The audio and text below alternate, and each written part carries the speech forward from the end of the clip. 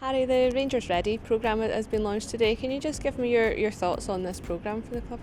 I think it's a really well thought out programme. A lot of careful considerations gone into it from Craig and Zeb and the guys in the background, and I think it can only be a positive for the club that they're branching out and making sure people are aware of the great work that's going on. I was involved in something similar at an academy I worked at years ago, and again it's about just making new players aware of the club and the work that's going on, so that they can consider us when they're making their choices of potentially who to sign for later on down the line. It was about getting them in, letting them experience the good coaching, the good environment that was set, and then I suppose looking at the developmental side of things, just making sure that those correct habits are in as early as possible. I think when you look at a lot of the players that we've managed to get through in our first team the last few seasons, a lot of them have been in the building with us since sort of 8, 9 and 10.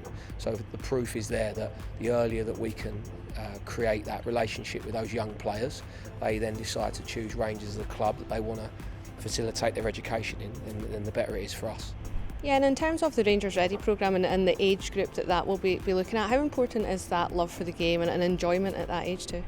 Really important. I think it's massive. I think there's a lot of pressure that goes on across the country, across Britain, with clubs trying to go as young as they can, as early as possible. I think with this it's about the environment that's set out, making sure that the pressure's completely off when they arrive to the sessions, that the sessions are there for fun and good engagement, and then I think that will create a really good affiliation with both the children and the parents.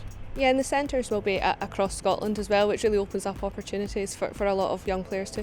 Yeah, I think that's hugely important. I think having the best players in Glasgow is really key. If they're on your doorstep, you want to make sure that they're playing for us, but then you want to make sure also that you're aware of talent all around the country. And I think that's also important, that we make sure that someone in Dundee or Aberdeen knows that they've got access to this great football club.